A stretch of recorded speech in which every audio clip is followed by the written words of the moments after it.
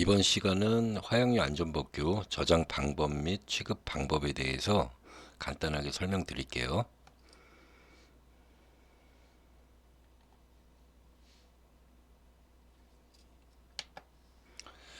화약류 저장소에서의 저장 방법 및 취급 방법 시행령 46조.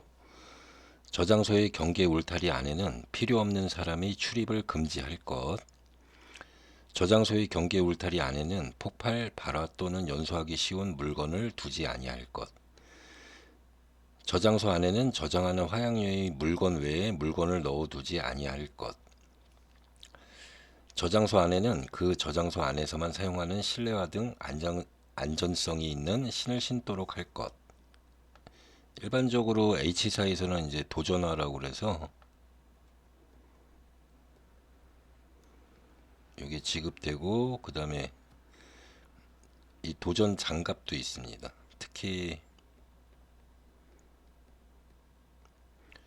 이게 이제 여름철에는 끼기 조금 사용하기가 두꺼운데, 어쨌든 법규 내용에 있는 거니까 법규 내용은 그냥 글 그대로 해석하시면 됩니다. 저장소 안에 들어갈 때에는 철물류 또는 철물류로 만들어진 기구와 휴대용 건전지나 전등외의 등불을 가지고 들어가지 아니할 것. 요 내용도 이제 일반적으로 많이 위반하는 내용이에요. 그러니까 뭐 라이터는 당연히 안 되고, 그다음에 요즘 휴대전화,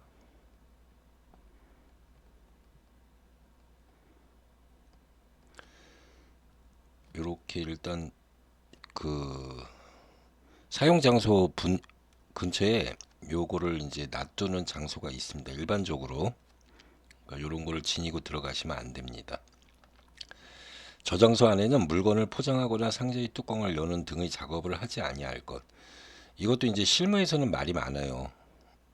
왜냐면은 안에는 일단 전등이 없기 때문에 이거 뭐 따고 안 따고 이런 문제가 아니라, 그 포장지를 따려면 일단 칼 같은 것들이 필요하거든요. 그러니까 이제 그런 내용들인데, 일단 법규 내용은 위반입니다. 이런 행위들을 하면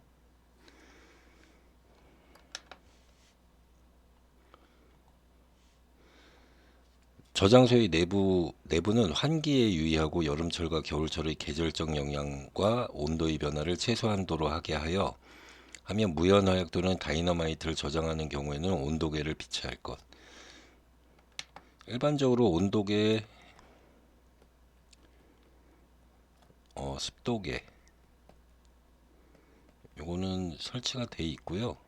그 다음에 창문을 이제 개방하거나, 그래서 이제 습기 조절 같은 것 좀 하고 환기 같은 목적으로 이걸 개폐할 수 있는 내용들입니다. 그다음에 화약류를 넣은 상자는 화약류 저장소 안쪽 바닥에 이제 요 내용이 자주 나옵니다. 시험에. 일단 이 사이트는 일단 시험을 준비하는 거니까 요 내용들이 많이 나옵니다.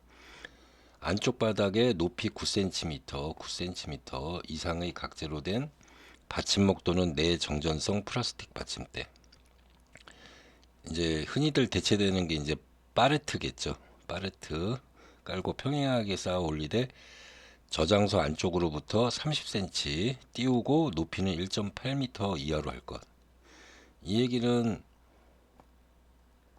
이렇게 저장소 공간이 이렇게 있으면 여기에서 이렇게 30cm를 띄우라는 겁니다. 적재를 할 때 이 벽으로부터 30cm를 띄우고, 그 다음에 이제 높이는, 적재 높이는 팔레트가 이렇게 있으면 요 높이가 1.8m 이내입니다. 그 다음에 요 팔레트 높이, 그러니까 소재는 내정전성 플라스틱 받침대 혹은 받침목이라고 되어 있죠. 요거는 이제 9cm 이상. 요 내용이 이제 숫자로도 나오고, 가끔 가다가 이제 기능사 같은 경우는 이제 서술형으로도 나옵니다. 이 내용 보시고, 저장소에서 화형률을 출고하고자 할 때는 저장 기간이 오래된 것부터 먼저 출고할 것. 그러니까 그 화약 이렇게 폭약 상자를 보면 요즘 제품들은 뭐 명확히 써 있으니까 이 규탱이나 뭐 이럴 때 바코드나 혹은 로트 번호, 제조 일자가 써 있습니다. 이것도 이제 상자에 기입해야 되는 내용들을 제가 이제 실물을 저기 한번 찍어 갖고 올려 드릴게요. 뭐 여기 제조 날짜가 있으니까 제조 날짜가 오래된 것 혹은 반납돼서 들어온 물건들, 이거를 이제 선출하라는 얘기입니다. 먼저 내보내라. 저장소에서 제조일로부터 1년 이상 경과한 화약류가 남아있는 경우에는 그 이상 유무에 특히 유의할 것. 그러니까 폭약 같은 경우는 1년 이상 된 제품들이 거의 없어요. 요즘은 저희 물류 관리를 하기 때문에 거의 없기 때문에 이거는 뭐 그 대신 일단 법규에 적혀 있는 내용이니까.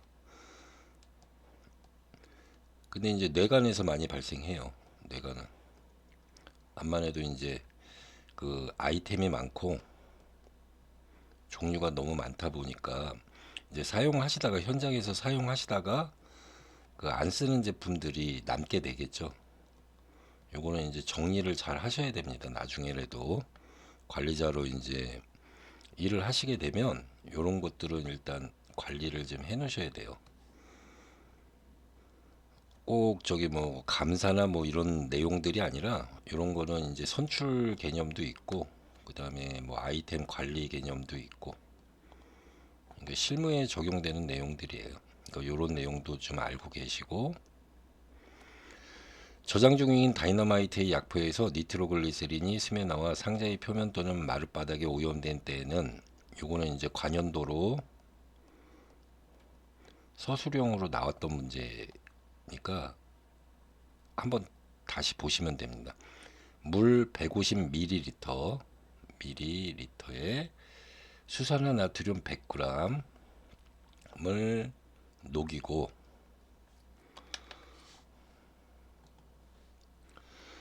알코올 1리터에 혼합한 액체로 니트로글리세린을 분해시키고 마른 걸레로 닦아낼 것. 요 내용도 중요하고, 이게 이제 법정 용어로는 삼출입니다. 삼출. 근데 이제 요즘은 니트로글리세린이 들어있는 뭐 다이너마이트나 이런 제품들이 안 나오기 때문에 산업용 폭약에서는 일단 볼 수는 없습니다. 근데 이제 냄새도 심하고 이거는 환기에도 유의를 해야 돼요. 그러니까 냄새도 심하고 이러기 때문에 요런 내용들이고, 상자 표면에 니트로글리세린이 스며나오거나 흡수액이 흘러나오는 경우에는 그 화약률을 검사하여 지체 없이 사용하거나 폐기 또는 안전조치를 할 것. 아지화연을 주로 하는 기폭약을 사용한 공업내관 또는 전기내관의 내관과 관체에 구리를 사용한, 그러니까 아지화연은 구리와 같이 두면 안 된다는 내용입니다. 예민해지기 때문에 같이 쌓아두지 아니할 것. 이게 이제 저장 방법하고 취급 방법인데, 요런 내용들 이제 취급 기능사 같은 경우에는 특히나 많이 나옵니다.